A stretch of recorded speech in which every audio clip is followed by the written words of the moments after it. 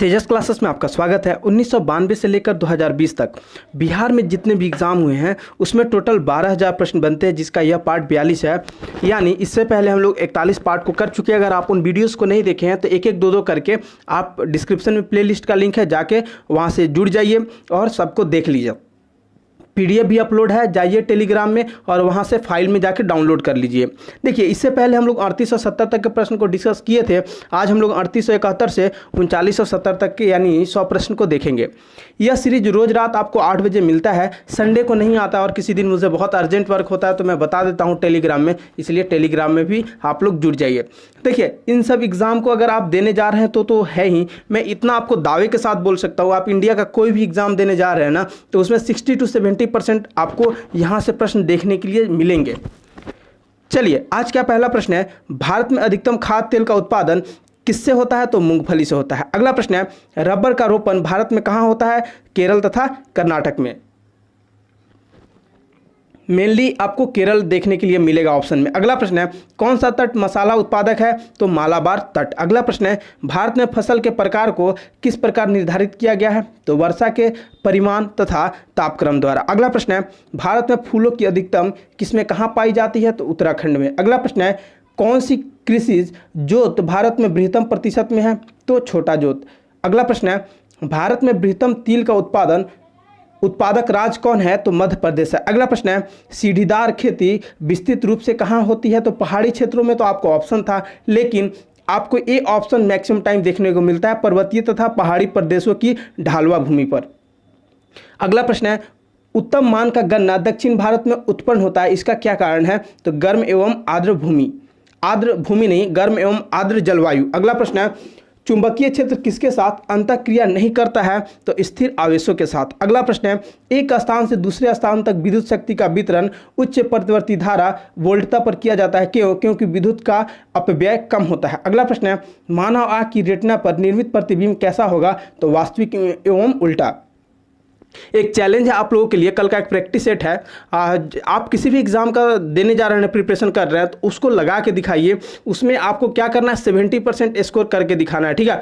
मैंने उसको बहुत अच्छे से डिजाइन किया है। उसमें हर एक चीज़ आपको कभी शिकायत नहीं मिलेगा कि सर इस सब्जेक्ट से क्वेश्चन कम है, या करंट अफेयर्स से नहीं है, या आप नया करंट अफेयर्स नहीं डाले हैं, या इंपॉर्टेंट क्वेश्चन नहीं डाले हैं। तो उसमें आपको 70% स्कोर करके कॉमेंट करना है, बताना है, ठीक है। आप सबसे चैलेंज है, आप उसको चैलेंज एक्सेप्ट कीजिए। कल मॉर्निंग में 7:30 को अपलोड हो जाएगा, आपको उस चैलेंज को एक्सेप्ट करके दिखाना है।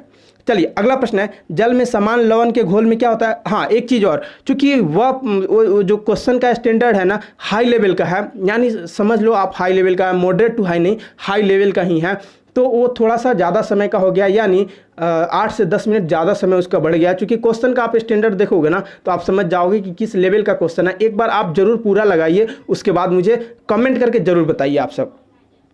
जल में सामान्य लवण के घोल में क्या होता है? तो सोडियम के धनात्मक आयन एक क्लोरीन के ऋणात्मक आयन। अगला प्रश्न है, आर्द्र हवा में लोहा के मोर्चा में क्या शामिल है? तो लोहा का जल योजन। अगला प्रश्न है, एक धातु जिसे लौह के साथ मिलाकर स्टेनलेस स्टील बनाया जाता है वह क्या है? तो वह निकेल है। अगला प्रश्न है, गुजरात में आग तथा रक्तपात की शुरुआत होने वाला स्थान कौन सा है? तो गोधरा है। अगला प्रश्न है, स्टेप अक्रॉस दिस लाइन पुस्तक के लेखक कौन है? तो सलमान रुश्दी। अगला प्रश्न है, मुगल शासकों में से किसे प्रिंस ऑफ वेल्डर्स के नाम से पुकारा जाता है? तो शाहजहां को। अगला प्रश्न है, यंग बंगाल आंदोलन के नेता कौन थे? तो हेनरी लुई विवियन डिरोजियो। अगला प्रश्न है, बिहार के प्रथम मुख्यमंत्री कौन थे? तो श्री कृष्ण सिंह, और सबसे लंबे समय तक भी ये थे। अगला प्रश्न है, वह नदी घाटी जिसे भारत का रूड़ के नाम से पुकारा जाता है कौन है? तो दामोदर घाटी है। अगला प्रश्न है, कोकलत जलप्रपात बिहार के किस जिले में स्थित है? तो नवादा में स्थित है। अगला प्रश्न है, बिहार का शोक किस नदी को कहते हैं? तो कोसी नदी को कहते हैं। अगला प्रश्न है, बिहार में सबसे अधिक वर्षा कहाँ होती है? तो किशनगंज में। अगला प्रश्न है, बिहार में सर्वाधिक जूट उत्पादन करने वाला जिला कौन सा है? तो पूर्णिया। अगला प्रश्न है, राजेंद्र कृषि विश्वविद्यालय कहाँ स्थित है? तो यह समस्तीपुर में स्थित है। अगला प्रश्न है, बिहार में गंगा की सबसे बड़ी सहायक नदी कौन है? तो सोन है। अगला प्रश्न है, बिहार में प्रति व्यक्ति खेती योग्य भूमि कितना है? तो 0.12 हेक्टेयर। अगला प्रश्न है, चावल उत्पादन की दृष्टि से बिहार का देश में कौन सा स्थान है? तो 5th पोजीशन पे है हम लोग। अगला प्रश्न है, जौ के उत्पादन में बिहार का भारत में कौन सा स्थान है? तो दूसरा। अगला प्रश्न है, मड़ुआ यानी रागी का उपयोग किसके लिए किया जाता है? तो मजदूरों और श्रमिकों किसान को कलेवा देने में, ये तो पहले होता था, ठीक है, पहले होता था, लेकिन आजकल मड़ुआ और रागी तो हम लोग भी नहीं उपजाते हैं या बहुत कम मिलता है। साउथ में आप बात करो तो साउथ में इसका खेती ज़्यादा होता है, लेकिन अगर अपने नॉर्थ का बात करें तो रागी का इस्तेमाल रोटी, soup, juice, upma, dosa, cake, chocolate biscuit, chips, Ayurvedic दवा के रूप में आजकल ज़्यादा होता है। अगला प्रश्न है, फूट डालो और राज करो की नीति किसने अप्लाई थी? तो लॉर्ड कर्जन ने। अगला प्रश्न है, बिहार में सिंचाई का प्रमुख साधन क्या है? तो नहर। अगला प्रश्न है, बिहार में चावल शोध एवं विकास संस्थान कहाँ अवस्थित है? तो आरा में।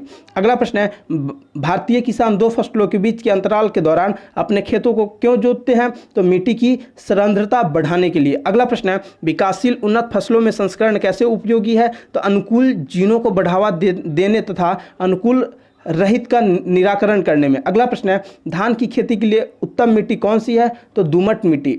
जो ऑप्शन था उसमें दोमट मिट्टी ही बेस्ट था। अगला प्रश्न है, ऐसे लेटराइट भी होता है। अगला प्रश्न है, किसके द्वारा मक्का के उन्नत प्रकारों को प्राप्त कर सकते हैं? तो द्विशंकर संकरण।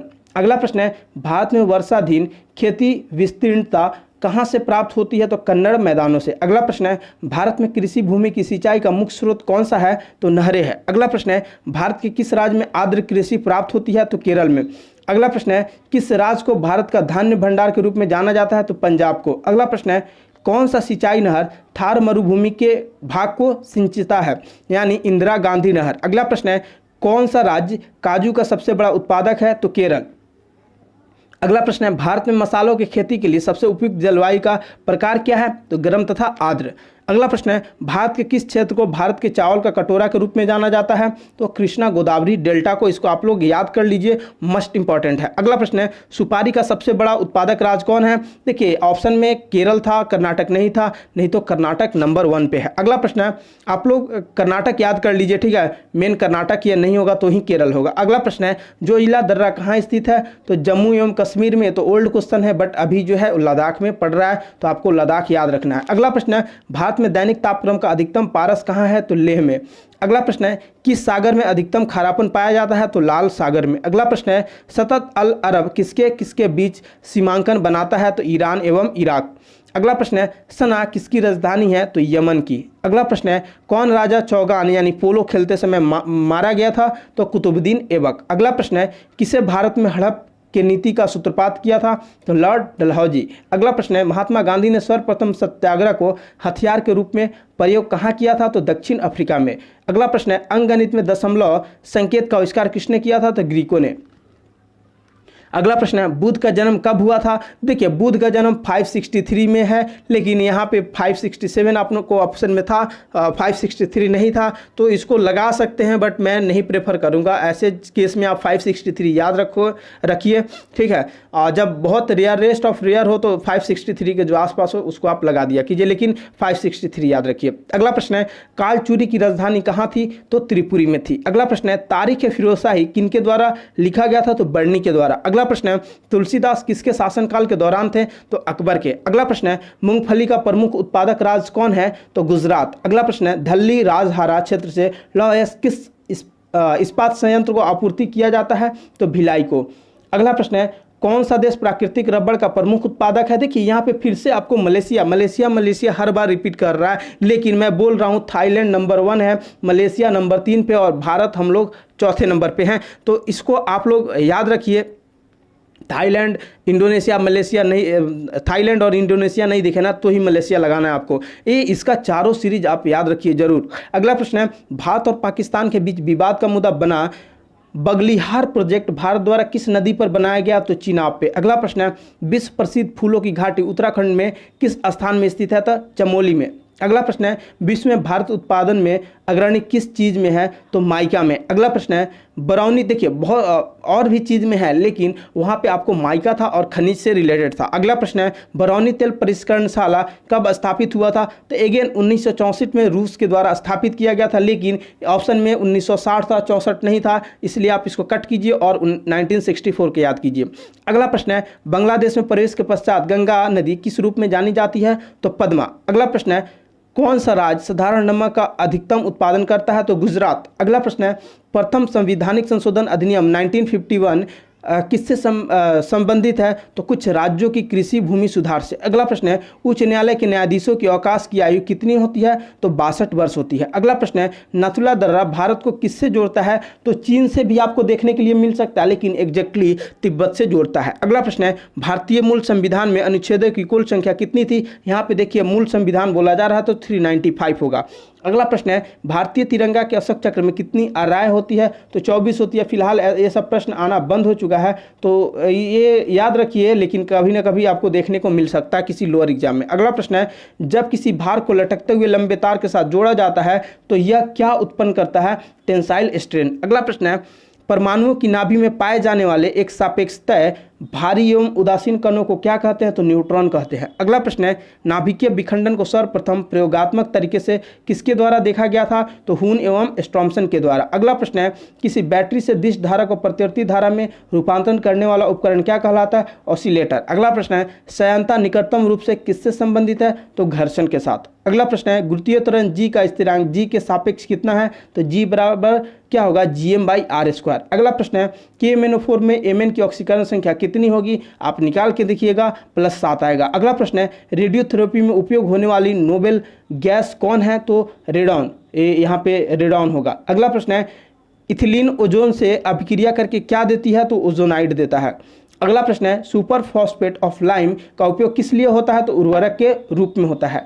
अगला प्रश्न है कवक को किस प्रकार रंजित किया जाता है? तो कॉटन वुल द्वारा। अगला प्रश्न है वनस्पति वृद्धि हार्मोन का पदार्थीय प्रकार को प्रमाणित करने के लिए सबसे पहले किनके द्वारा दर्शाया गया था? तो डार्विन द्वारा। अगला प्रश्न है मनीला हेम्प किसके पर्ण के आधार पर प्राप्त होता है? तो मूसा टेक्सटाइलिस। अगला प्रश्न है तत्वों का सबसे पहले वर्गीकरण किसने किया था?